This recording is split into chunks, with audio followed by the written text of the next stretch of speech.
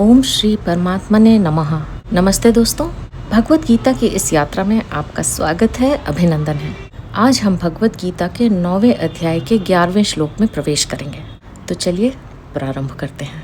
वसुदेवसुतं देवं कंसचानूरमर्दनं देवकी परमानन्दं कृष्णं वन्दे जगद्गुरुम्। अथ श्रीमद्भगवद्गीता नवमोऽध्यायः। श्रीभगवान् उवाच अवजानन्ति मां मूढा मानुषीं तनुमाश्रितं परं भावं मजानन्तो मम भूत महेश्वरम। श्री भगवान बोले, मूर्ख लोग मेरे संपूर्ण प्राणियों के महान ईश्वर रूप श्रेष्ठ भाव को न जानते हुए मुझे मनुष्य शरीर के आश्रित मानकर अर्थात साधारण मनुष्य मानकर मेरी अवज्ञा करते हैं। परम भावम अजानंतो मम भूत महेश्वरम, जिसकी सत्ता स्फूर्ति पाकर प्रकृति अनंत ब्रह्मांडों की रचना करती है, चर अचर स्थावर जंगम प्राणियों को पैदा करती है, जो प्रकृति और उसके कार्य मात्र का संचालक, प्रवर्तक, शासक और संरक्षक है, जिसकी इच्छा के बिना वृक्ष का पत्ता भी नहीं हिलता। प्राणी अपने कर्मों के अनुसार जिन जिन लोकों में जाते हैं, उन लोकों में प्राणियों पर शासन करने वाले जितने देवता हैं, उनका भी जो ईश्वर यानी मालिक है और जो सबको जानने वाला है, ऐसा वह मेरा भूत महेश्वर रूप सर्वोत्कृष्ट भाव यानी स्वरूप है। परम भावम कहने का तात्पर्य है कि मेरे सर्वोत्कृष्ट प्रभाव को अर्थात करने में, न करने में और उलट फेर करने में जो सर्वथा स्वतंत्र है, जो कर्म, क्लेश, विपाक आदि किसी भी विकार से कभी आबद्ध नहीं है, जो क्षर से अतीत और अक्षर से भी उत्तम है तथा वेदों और शास्त्रों में पुरुषोत्तम नाम से प्रसिद्ध है। गीता 15वें अध्याय का 18वां श्लोक। ऐसे मेरे परम भाव को मूढ़ लोग नहीं जानते, इसी से वे मुझको मनुष्य जैसा मानकर मेरी अवज्ञा करते हैं। मानुषीम तनुमाश्रितम, भगवान को मनुष्य मानना क्या है? जैसे साधारण मनुष्य अपने को शरीर, कुटुंब, परिवार, धन संपत्ति, पद, अधिकार आदि के आश्रित मानते हैं, अर्थात शरीर, कुटुंब आदि की इज्जत प्रतिष्ठा को अपनी इज्जत प्रतिष्ठा मानते हैं, उन पदार्थों के मिलने से अपने को बड़ा मानते हैं और उनके न मिलने से अपने को छोटा मानते हैं। और जैसे साधारण प्राणी पहले प्रकट नहीं थे, बीच में प्रकट हो जाते हैं तथा अंत में पुनः अप्रकट हो जाते हैं, गीता 2 अध्याय का 28वां श्लोक, ऐसे ही वे मुझको साधारण मनुष्य मानते हैं। वे मुझको मनुष्य शरीर के परवश मानते हैं, अर्थात जैसे साधारण मनुष्य होते हैं ऐसे ही साधारण मनुष्य कृष्ण हैं, वे ऐसा मानते हैं। भगवान शरीर के आश्रित नहीं होते। शरीर के आश्रित तो वे होते हैं जिनको कर्म फल भोग के लिए पूर्वकृत कर्मों के अनुसार शरीर मिलता है, परंतु भगवान का मानवीय शरीर कर्मजन्य नहीं होता, वे अपनी इच्छा से ही प्रकट होते हैं। इच्छया तव पुषः, श्रीमद् भागवत 10:33-35। वे अपनी इच्छा से ही प्रकट होते हैं और स्वतंत्रता पूर्वक मत्स्य, कच्छप, वराह आदि अवतार लेते हैं। इसलिए भगवान को न तो कर्म बंधन होता है और न वे शरीर के आश्रित होते हैं, प्रत्युत शरीर उनके आश्रित होता है। प्रकृतिम स्वामधिष्ठाय संभवामि, गीता 4 अध्याय का 6वां श्लोक, अर्थात वे प्रकृति को अधिकृत करके प्रकट होते हैं। तात्पर्य यह हुआ कि सामान्य प्राणी तो प्रकृति के परवश होकर जन्म लेते हैं तथा प्रकृति के आश्रित होकर ही कर्म करते हैं, पर भगवान स्वेच्छा से, स्वतंत्रता से अवतार लेते हैं और प्रकृति भी उनकी अध्यक्षता में काम करती है। मूढ़ लोग मेरे अवतार के तत्व को न जानकर मुझको मनुष्य शरीर के आश्रित यानी शरण मानते हैं, अर्थात उनको होना तो चाहिए मेरे शरण, पर मानते हैं मुझको मनुष्य शरीर के शरण, तो वे मेरे शरण कैसे होंगे? हो ही नहीं सकते। यही बात भगवान ने 7वें अध्याय में कही है कि बुद्धिहीन लोग मेरे अज अविनाशी परम भाव को न जानते हुए मुझको साधारण मनुष्य मानते हैं। 7वें अध्याय का 24वां श्लोक। इसलिए वे मेरे शरण न होकर देवताओं के शरण होते हैं। 7वें अध्याय का 20वां श्लोक। अवजानन्ति माम मूढ़ाः, जिसकी अध्यक्षता में प्रकृति अनंत ब्रह्मांडों को उत्पन्न और लीन करती है, जिसकी सत्ता स्फूर्ति से संसार में सब कुछ हो रहा है, और जिसने कृपा करके अपनी प्राप्ति के लिए मनुष्य शरीर दिया है, ऐसे मुझ सत्य तत्व की मूढ़ लोग अवहेलना करते हैं। वे मुझको न मानकर उत्पत्ति विनाशशील पदार्थों को ही सत्य मानकर उनका संग्रह करना और भोग भोगने में लगे रहते हैं। यही मेरी अवज्ञा अवहेलना करना है। यहाँ परिशिष्ट भाव यह है कि इस श्लोक में भगवान के प्रभाव का विशेष वर्णन हुआ है। भगवान से बड़ा कोई ईश्वर नहीं है, वे सर्वोपरि हैं, परंतु अज्ञानी मनुष्य उनको स्वरूप से नहीं जानते। वे अलौकिक भगवान को भी अपनी तरह लौकिक समझते हैं। कुछ लोग तो ऐसा मानते हैं कि भगवान श्री कृष्ण एक योगी थे, ईश्वर नहीं थे। योग के 8 अंग हैं: यम, नियम, आसन, प्राणायाम, प्रत्याहार, धारणा, ध्यान और समाधि। योग दर्शन द्वितीय पाद 29वां सूत्र। इसमें सबसे पहले यम आता है। यम 5 है: अहिंसा, सत्य, अस्तेय, ब्रह्मचर्य और अपरिग्रह। योग दर्शन द्वितीय पाद 30वां सूत्र। अतः जो योगी होगा वह यम का पालन अवश्य करेगा, अर्थात वह सत्य ही बोलेगा। अगर वह असत्य बोलता है तो वह योगी नहीं हो सकता, क्योंकि उसने योग के पहले अंग यानी यम का ही पालन नहीं किया।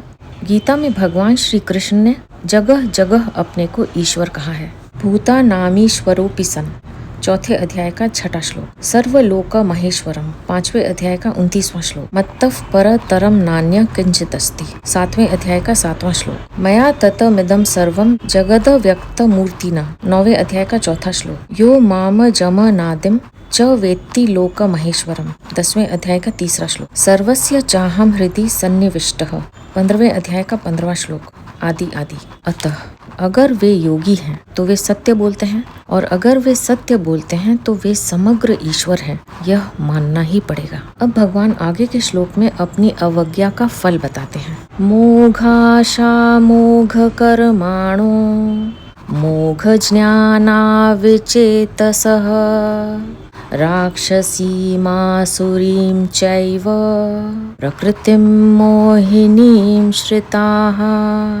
श्री भगवान बोले, जो आसुरी, राक्षसी और मोहिनी प्रकृति का ही आश्रय लेते हैं, ऐसे अविवेकी मनुष्य की सब आशाएं व्यर्थ होती हैं, सब शुभ कर्म व्यर्थ होते हैं और सब ज्ञान व्यर्थ होते हैं। अर्थात उनकी आशाएं, कर्म और ज्ञान यानी समझ सत फल देने वाले नहीं होते।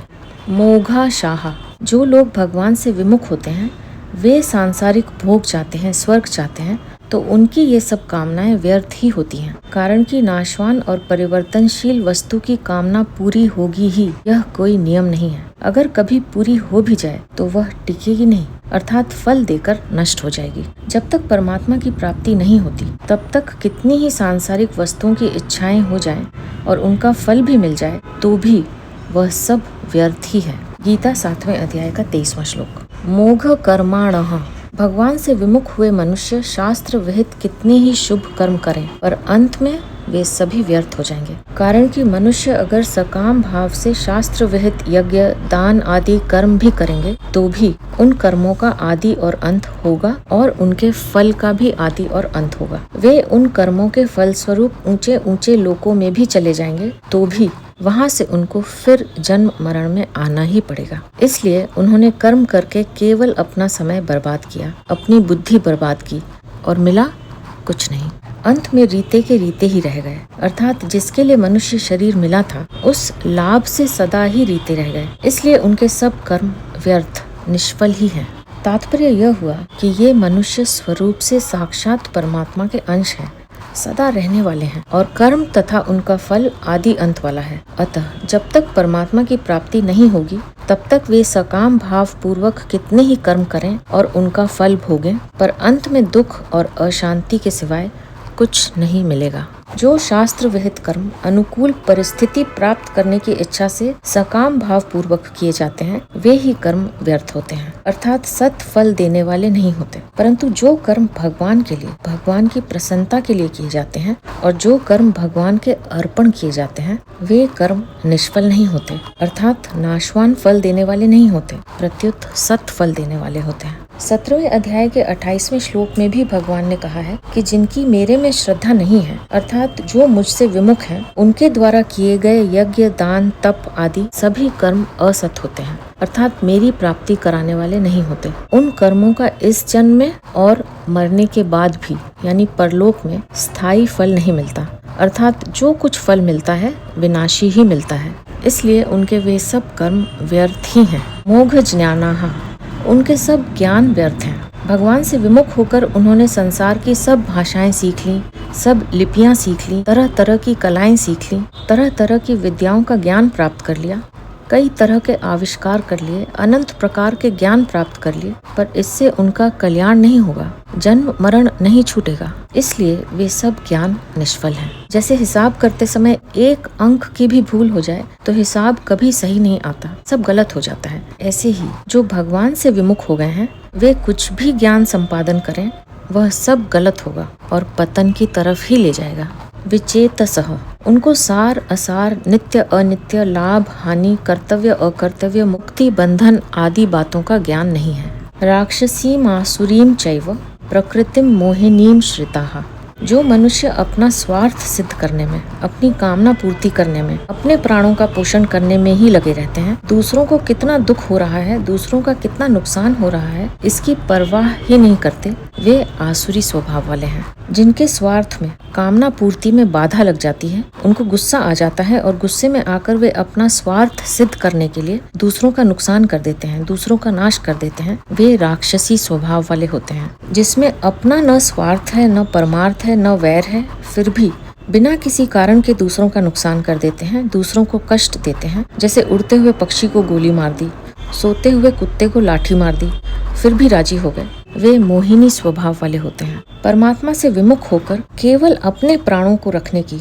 अर्थात सुख पूर्वक जीने की जो इच्छा होती है वह आसुरी प्रकृति है। ये जो 3 प्रकार की प्रकृति यानी आसुरी, राक्षसी और मोहिनी बताई गई है, उसके मूल में आसुरी प्रकृति ही है, अर्थात आसुरी संपत्ति ही सबका मूल है। एक आसुरी संपत्ति के आश्रित होने पर राक्षसी और मोहिनी प्रकृति भी स्वाभाविक आ जाती है। कारण की उत्पत्ति विनाशशील पदार्थों का ध्येय होने से सब अनर्थ परंपरा आ ही जाती है।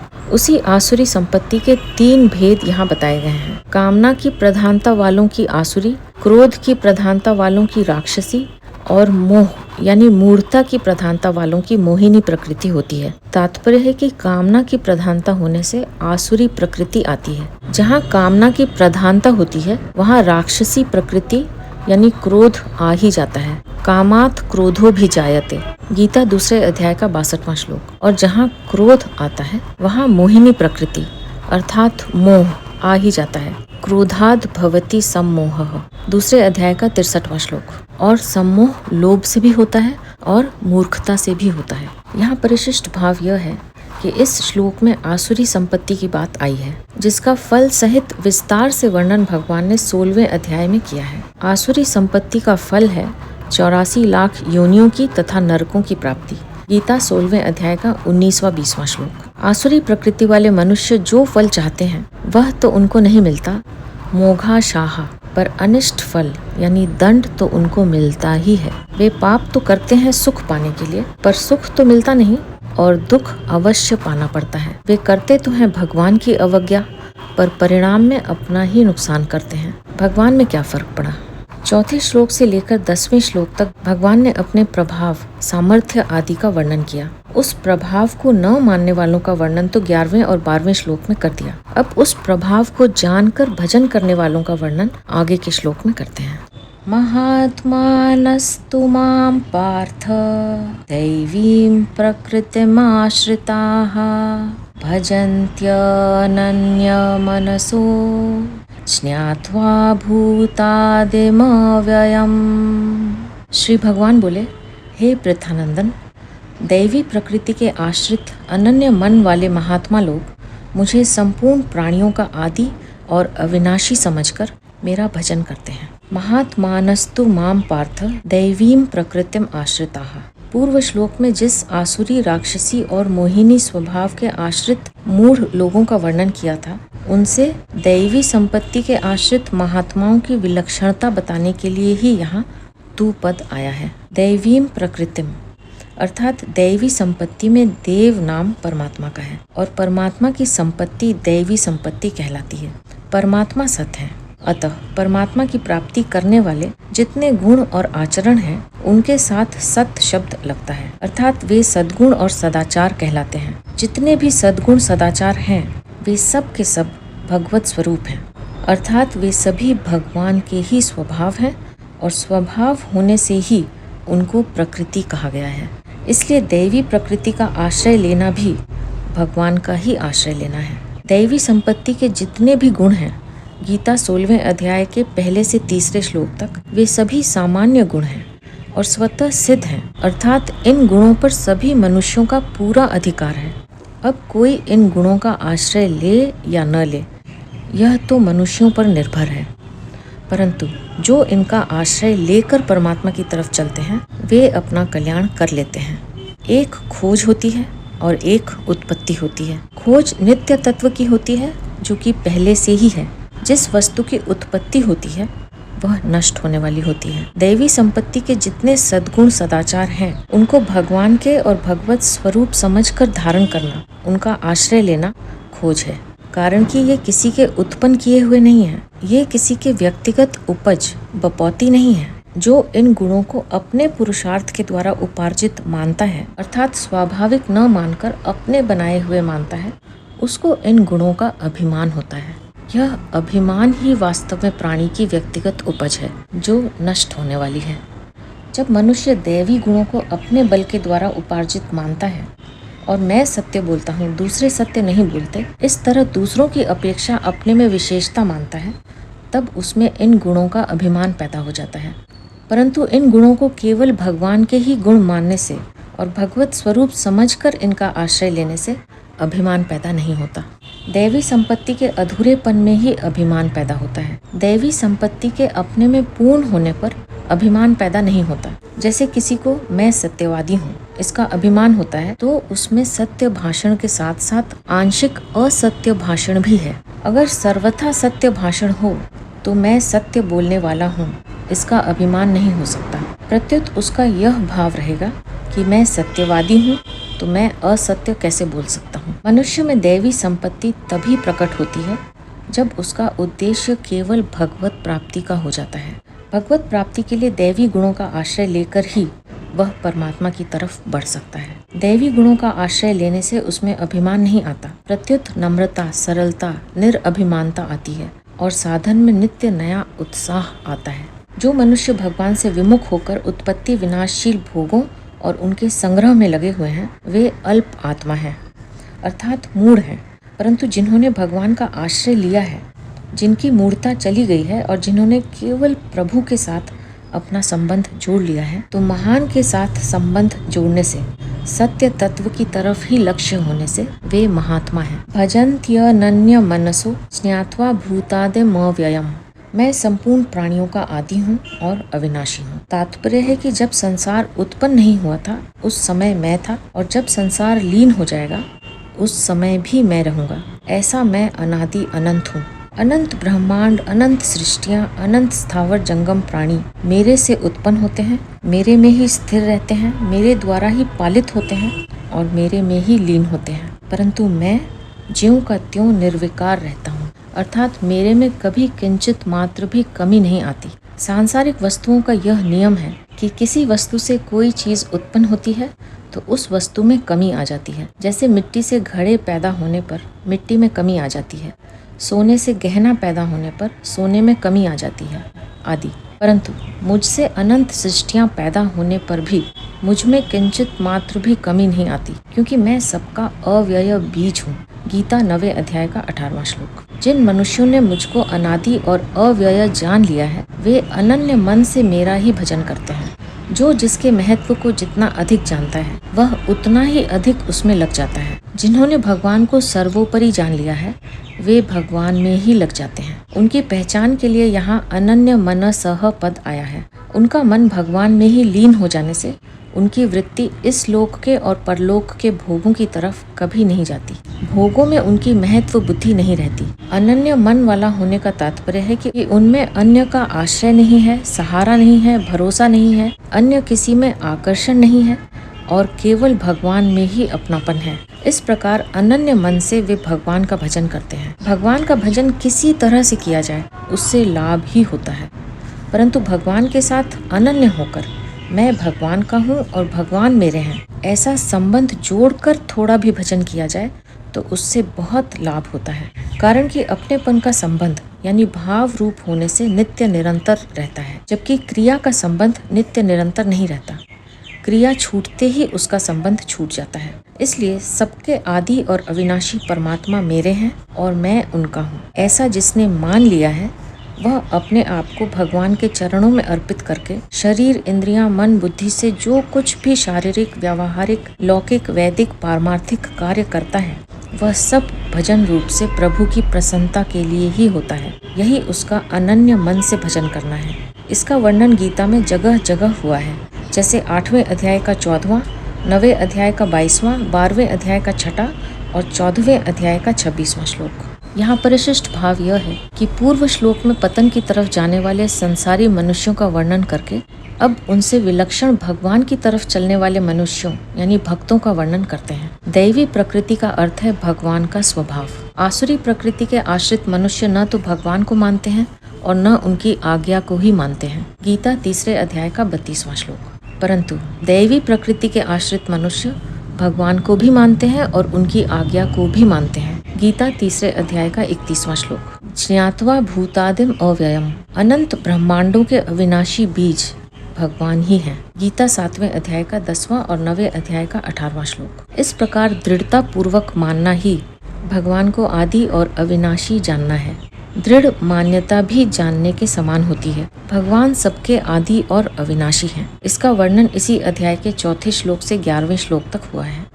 श्लोक में भजन करने वालों का वर्णन करके अब भगवान आगे के श्लोक में उनके भजन का प्रकार बताते हैं।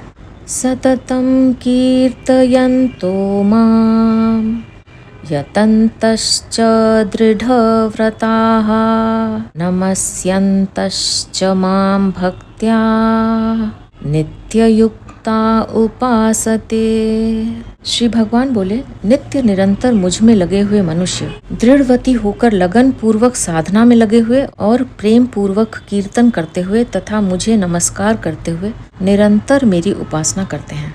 नित्य युक्ता, मात्र मनुष्य भगवान में ही नित्य युक्त रह सकते हैं, हर दम लगे रह सकते हैं, सांसारिक भोगों और संग्रह में नहीं, कारण कि समय समय पर भोगों से भी ग्लानि होती है और संग्रह से भी उपरति होती है। परंतु भगवान की प्राप्ति का, भगवान की तरफ चलने का जो एक उद्देश्य बनता है, एक दृढ़ विचार होता है, उसमें कभी भी फर्क नहीं पड़ता। भगवान का अंश होने से जीव का भगवान के साथ अखंड संबंध है। मनुष्य जब तक उस संबंध को नहीं पहचानता तभी तक वह भगवान से विमुख रहता है, अपने को भगवान से अलग मानता है। परंतु जब वह भगवान के साथ अपने नित्य संबंध को पहचान लेता है तो फिर वह भगवान के सम्मुख हो जाता है, भगवान से अलग नहीं रह सकता और उसको भगवान के संबंध की विस्मृति भी नहीं होती। यही उसका नित्य युक्त रहना है। मनुष्य का भगवान के साथ मैं भगवान का हूँ और भगवान मेरे हैं, ऐसा जो स्वयं का संबंध है वह जागृत, स्वप्न और सुषुप्ति इन अवस्थाओं में एकांत में भजन ध्यान करते हुए अथवा सेवा रूप से संसार के सब काम करते हुए भी कभी खंडित नहीं होता, अटल रूप से सदा ही बना रहता है। जैसे मनुष्य अपने को जिस माँ बाप का मान लेता है, सब काम करते हुए भी उसका मैं अमुक का बेटा हूँ या मैं अमुक की बेटी हूँ, यह भाव सदा बना रहता है। उसको याद रहे चाहे न रहे, वह याद करे चाहे न करे, पर यह भाव हरदम रहता है, क्योंकि मैं अमुक का बेटा हूँ या मैं अमुक की बेटी हूँ, यह भाव उसके मैंपन में बैठ गया है। ऐसे ही जो अनादि अविनाशी सर्वोपरि भगवान ही मेरे हैं और मैं उनका हूँ या मैं उनकी हूँ, इस वास्तविकता को जान लेता है, मान लेता है, तो यह भाव हरदम बना रहता है। इस प्रकार भगवान के साथ अपना वास्तविक संबंध मान लेना ही नित्य युक्त होना है। दृढ़व्रताः, जो सांसारिक भोग और संग्रह में लगे हुए हैं, वे जो पारमार्थिक निश्चय करते हैं वह निश्चय दृढ़ नहीं होता। गीता 2 अध्याय का 44वां श्लोक। परंतु जिन्होंने भीतर से ही अपने मैंपन को बदल दिया है कि हम भगवान के हैं और भगवान हमारे हैं, उनका यह दृढ़ निश्चय हो जाता है कि हम संसार के नहीं हैं और संसार हमारा नहीं है, अतः हमें सांसारिक भोग और संग्रह की तरफ कभी जाना ही नहीं है, प्रत्युत भगवान के नाते केवल सेवा कर देनी है। इस प्रकार उनका निश्चय बहुत दृढ़ होता है। अपने निश्चय से वे कभी विचलित नहीं होते, कारण कि उनका उद्देश्य भगवान का है और वे स्वयं भी भगवान के अंश हैं। उनके निश्चय में अदृढ़ता आने का प्रश्न ही नहीं है। अदृढ़ता तो सांसारिक निश्चय में आती है, जो कि टिकने वाला नहीं है। यतन्तश्च, जैसे सांसारिक मनुष्य कुटुंब का पालन करते हैं तो ममता पूर्वक करते हैं, रुपए कमाते हैं तो लोभ पूर्वक कमाते हैं, ऐसे ही भगवान के भक्त भगवत प्राप्ति के लिए यत्न यानी साधन करते हैं तो लगन पूर्वक ही करते हैं। उनके प्रयत्न सांसारिक दिखते हुए भी वास्तव में सांसारिक नहीं होते, क्योंकि उनके प्रयत्न मात्र का उद्देश्य भगवान ही होते हैं। भक्त्या कीर्तयन्तो माम, वे भक्त प्रेम पूर्वक कभी भगवान के नाम का कीर्तन करते हैं, कभी नाम जप करते हैं, कभी पाठ करते हैं, कभी नित्य कर्म करते हैं, कभी भगवत संबंधी बातें सुनाते हैं, आदि आदि। वे जो कुछ वाणी संबंधी क्रिया करते हैं वह सब भगवान का स्तोत्र ही होता है। स्तोत्राणि सर्वा गिरः नमस्यन्तश्च, वे भक्ति पूर्वक भगवान को नमस्कार करते हैं। उनमें सद्गुण सदाचार आते हैं। उनके द्वारा भगवान के अनुकूल कोई चेष्टा होती है तो वे इस भाव से भगवान को नमस्कार करते हैं कि हे नाथ, यह सब आपकी ही कृपा हो रही है। आपकी तरफ इतनी अभिरुचि और तत्परता मेरे उद्योग से नहीं हुई है। अतः इन सद्गुण सदाचारों को, इस साधन को आपकी कृपा से हुआ समझकर मैं तो आपको केवल नमस्कार ही कर सकती हूँ, या मैं तो आपको केवल नमस्कार ही कर सकता हूँ, या हम तो आपको केवल नमस्कार ही कर सकते हैं। सततम माम उपासते, इस प्रकार मेरे अनन्य भक्त निरंतर मेरी उपासना करते हैं। निरंतर उपासना करने का तात्पर्य है कि वे कीर्तन नमस्कार आदि के सिवाय जो भी खाना पीना सोना जगना तथा व्यापार करना खेती करना आदि साधारण क्रियाएं करते हैं, उन सबको भी मेरे लिए ही करते हैं। उनकी संपूर्ण लौकिक पारमार्थिक क्रियाएं केवल मेरे उद्देश्य से, मेरी प्रसन्नता के लिए ही होती हैं। यहाँ परिशिष्ट भाव यह है कि भक्त जो कुछ कहता है वह सब भगवान का ही कीर्तन है। वह जो कुछ क्रिया करता है वह सब भगवान की ही सेवा है। गीता 9वें अध्याय का 27वां श्लोक। अनित्य संसार से संबंध विच्छेद करने के कारण भक्त नित्य युक्त होते हैं। अनित्य संसार से संबंध विच्छेद करके नित्य तत्व की तरफ चलने वाले साधक कई प्रकार के होते हैं। उनमें से भक्ति के साधकों का वर्णन पीछे के 2 श्लोकों में कर दिया। अब दूसरे साधकों का वर्णन भगवान आगे के श्लोक में करते हैं। स्नान यज्ञेन चाप्यन्ये यजन्तो मामुपासते एकत्वेन पृथक्त्वेन बहुधा विश्वतो मुखम। श्री भगवान बोले, दूसरे साधक ज्ञान यज्ञ के द्वारा एक ही भाव से, अभेद भाव से मेरा पूजन करते हुए मेरी उपासना करते हैं, और दूसरे भी कई साधक अपने को पृथक मानकर चारों तरफ मुख वाले मेरे विराट रूप की, अर्थात संसार को मेरा विराट रूप मानकर सेव्य सेवक भाव से मेरी अनेक प्रकार से उपासना करते हैं। जैसे भूखे आदमियों की भूख एक होती है और भोजन करने पर सबकी तृप्ति भी एक होती है, परंतु उनकी भोजन के पदार्थों में रुचि भिन्न भिन्न होती है। ऐसे ही परिवर्तनशील अनित्य संसार की तरफ लगे हुए लोग कुछ भी करते हैं पर उनकी तृप्ति नहीं होती। वे अभावग्रस्त ही रहते हैं। जब वे संसार से विमुख होकर केवल परमात्मा की तरफ ही चलते हैं, तब परमात्मा की प्राप्ति होने पर उन सबकी तृप्ति हो जाती है, अर्थात वे कृत कृत्य ज्ञात ज्ञातव्य और प्राप्त प्राप्तव्य हो जाते हैं, परंतु उनकी रुचि योग्यता श्रद्धा विश्वास आदि भिन्न भिन्न होते हैं, इसलिए उनकी उपासनाएं भी भिन्न भिन्न होती हैं। ज्ञान यज्ञेन चाप्यन्ये यजन्तो माम उपासते एकत्वेन। कई ज्ञान योगी साधक ज्ञान यज्ञ से अर्थात विवेक पूर्वक असत का त्याग करते हुए सर्वत्र व्यापक परमात्म तत्व को और अपने वास्तविक स्वरूप को एक मानते हुए मेरे निर्गुण निराकार स्वरूप की उपासना करते हैं। इस परिवर्तनशील संसार की कोई स्वतंत्र सत्ता नहीं है, क्योंकि यह संसार पहले अभाव रूप से था और अब भी अभाव में जा रहा है। अतः यह अभाव रूप ही है जिससे संसार उत्पन्न हुआ है, जिसके आश्रित है, जिससे प्रकाशित होता है। उस परमात्मा की सत्ता ही इसकी सत्ता प्रतीत हो रही है। उस परमात्मा के साथ हमारी एकता है। इस प्रकार उस परमात्मा की तरफ नित्य निरंतर दृष्टि रखना ही एक ही भाव से उपासना करना है। यहाँ यजन्तः पद का तात्पर्य है कि उनके भीतर केवल परमात्मा तत्व का ही आदर है, यही उनका पूजन है। पृथक्त्वेन बहुधा विश्वतो मुखम। ऐसे ही कई कर्म योगी साधक अपने को सेवक मानकर और मात्र संसार को भगवान का विराट रूप मानकर अपने शरीर, इंद्रियां, मन, बुद्धि आदि की संपूर्ण क्रियाओं को तथा पदार्थों को संसार की सेवा में ही लगा देते हैं। इन सबको सुख कैसे हो, सबका दुख कैसे मिटे, इनकी सेवा कैसे बने, ऐसी विचारधारा से वे अपने तन, मन, धन आदि से जनता जनार्दन की सेवा में ही लगे रहते हैं। भगवत कृपा से उनको पूर्णता की प्राप्ति हो जाती है। यहाँ परिशिष्ट भाव यह है कि सभी साधक अपनी रुचि, योग्यता और श्रद्धा विश्वास के अनुसार अलग अलग साधनों से जिसकी भी उपासना करते हैं वह भगवान के समग्र रूप की ही उपासना होती है। आगे 16वें से 19वें श्लोक तक इसी समग्र रूप का वर्णन हुआ है। जब सभी उपासनाएं अलग अलग हैं तो फिर सभी उपासनाएं आपकी यानी भगवान की कैसे हुई, इस पर भगवान आगे के 4 श्लोक कहते हैं। अहम क्रतुरहम यज्ञः स्वधाहमहमौषधम् मंत्रोऽहं हमेवाज्यम् अहम् अग्निरहं हुतं पिताहमस्य जगतो माता धाता पितामहः वेद्यं पवित्रमोङ्कार ऋक्साम यजुरेव च गतिर्भरता प्रभुः साक्षी निवासः शरणं सुहृत् प्रभवः प्रलयस्थानम् निधानम बीजम अव्ययम्। श्री भगवान बोले, क्रतु मैं हूँ, यज्ञ मैं हूँ, स्वधा मैं हूँ, औषध मैं हूँ, मंत्र मैं हूँ, घृत मैं हूँ, अग्नि मैं हूँ और हवन रूप क्रिया भी मैं हूँ। जानने योग पवित्र ओंकार, ऋग्वेद, सामवेद और यजुर्वेद भी मैं ही हूँ। इस संपूर्ण जगत का पिता, धाता, माता, पितामह, गति, भर्ता, प्रभु, साक्षी, निवास, आश्रय, सुहृद, उत्पत्ति, प्रलय, स्थान, निधान, भंडार तथा अविनाशी बीज भी मैं ही हूँ।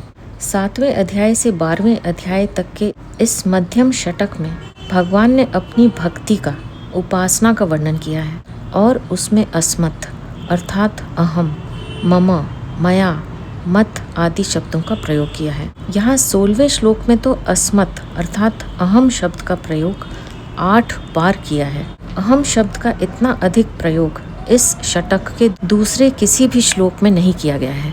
अपनी रुचि, श्रद्धा, विश्वास के अनुसार किसी को भी साक्षात परमात्मा का स्वरूप मानकर उसके साथ संबंध जोड़ा जाए तो वास्तव में यह संबंध सत के साथ ही है। केवल अपने मन बुद्धि में किंचित मात्र भी संदेह न हो।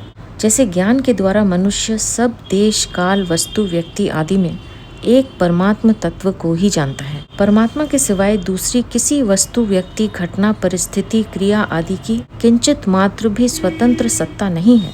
इसमें उसको किंचित मात्र भी संदेह नहीं होता।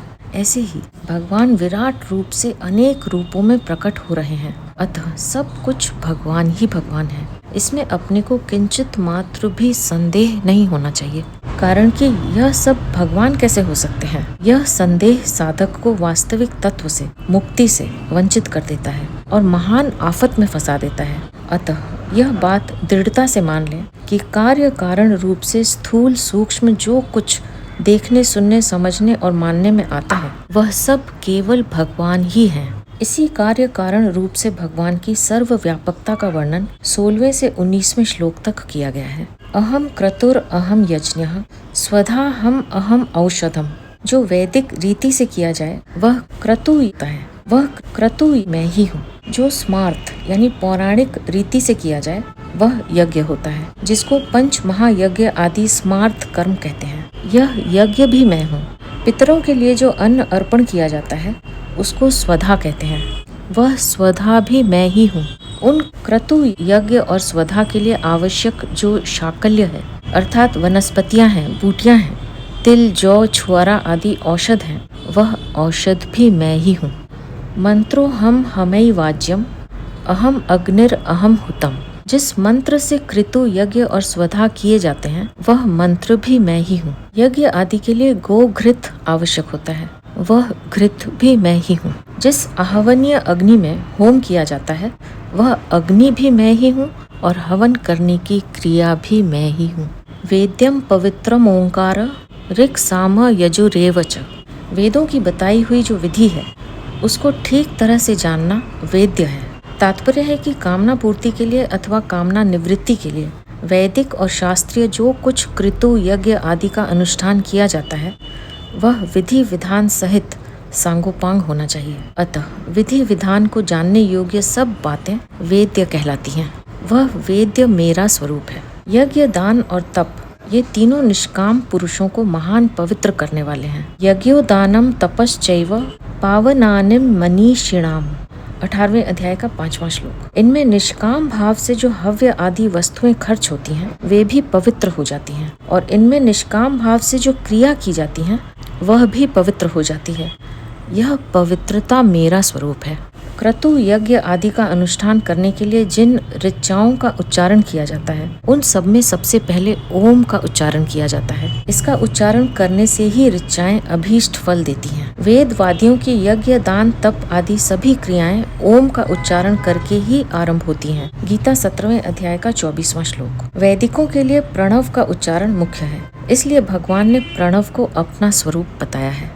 उन कृतु यज्ञ आदि की विधि बताने वाले ऋग्वेद, सामवेद और यजुर्वेद ये तीनों वेद हैं जिसमें नियताक्षर वाले मंत्रों की ऋचाएं होती हैं। उन ऋचाओं के समुदाय को ऋग्वेद कहते हैं। जिसमें स्वरों सहित गाने में आने वाले मंत्र होते हैं वे सब मंत्र सामवेद कहलाते हैं। जिसमें अनियताक्षर वाले मंत्र होते हैं वे मंत्र यजुर्वेद कहलाते हैं। ये तीनों वेद भगवान के ही स्वरूप हैं।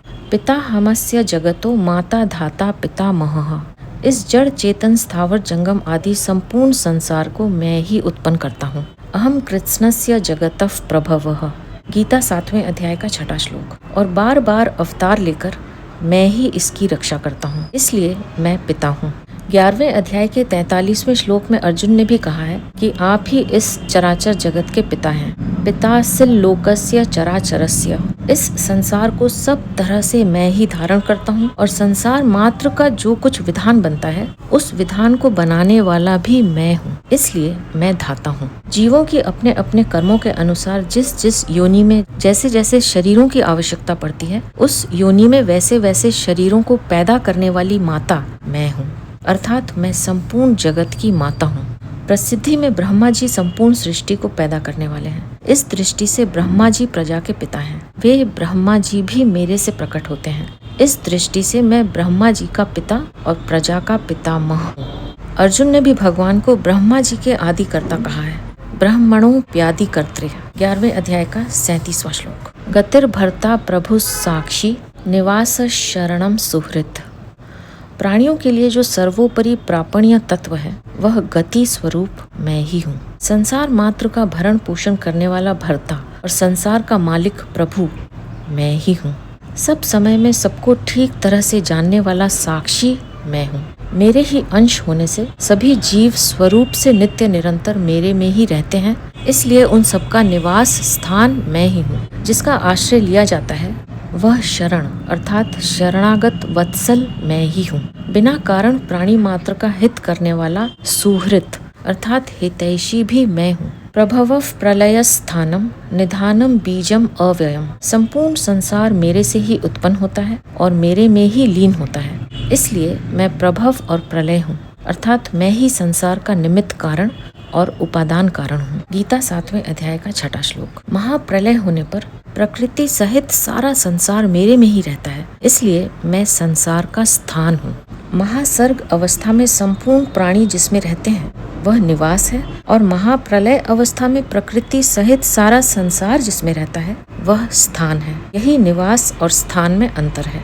संसार की चाहे सर्ग अवस्था हो चाहे प्रलय अवस्था हो, इन सब अवस्थाओं में प्रकृति, संसार, जीव तथा जो कुछ देखने सुनने समझने में आता है वह सब का सब मेरे में ही रहता है, इसलिए मैं निधान हूँ।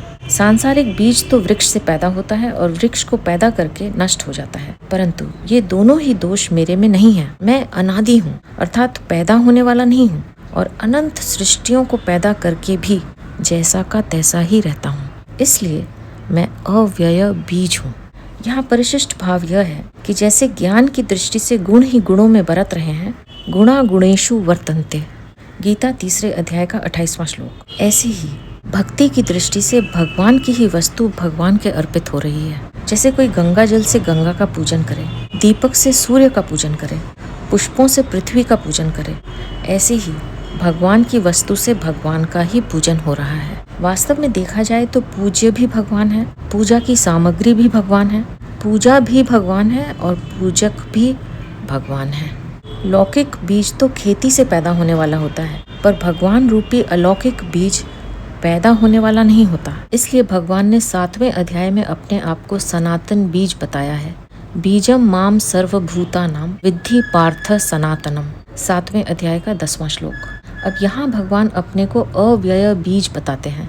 बीजम अव्ययम, कारण कि लौकिक बीज तो अंकुर पैदा करके नष्ट हो जाता है, पर भगवान रूपी अलौकिक बीज अनंत ब्रह्मांड पैदा करके भी ज्यों का त्यों रहता है, उसमें किंचित मात्र भी विकार नहीं होता।